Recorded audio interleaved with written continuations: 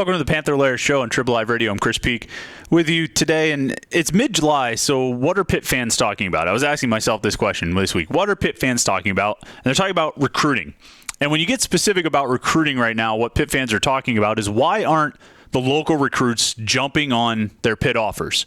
I mean, Pitt's got a couple commitments from the Whippeal, but they've got 7 total commits. 3 of them are from Ohio. They got a commit from New Jersey. They got a commit from Virginia. Out of those 7, only 2 kids are from the Whippeal. So what are these, the big name kids thinking? Why aren't they getting on board? They seem to be saying nice things about Pitt, but why haven't they committed?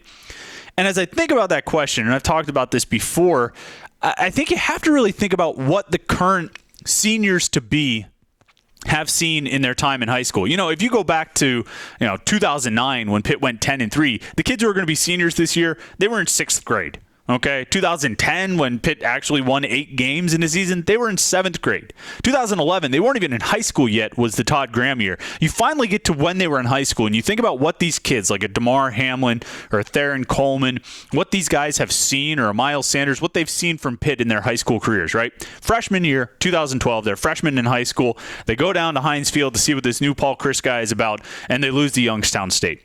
2013, these kids are sophomores in high school, and they go down to Heinz Field and they watch Pitt get drubbed by Florida State. They see an inspiring win over Notre Dame, so that's good, but then they see an unbelievable loss to North Carolina where they give up 2 punt returns for touchdowns.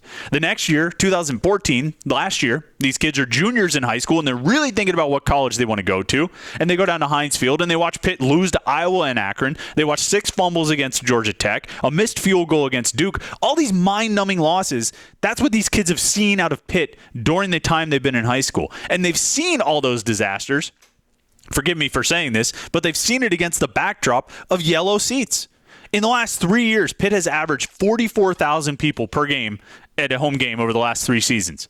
They averaged less than 42,000 in 2012 and 14. 2013, they averaged almost 50,000, but that was boosted by quote-unquote sellouts against Florida State and Notre Dame. But you're talking about, on average, over the last 3 years, 20,000 empty seats per home game.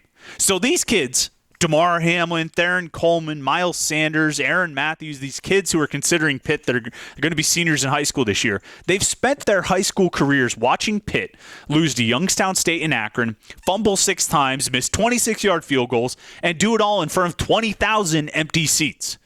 You tell me why they might be taking a bit of a wait-and-see approach on Pat Narduzzi.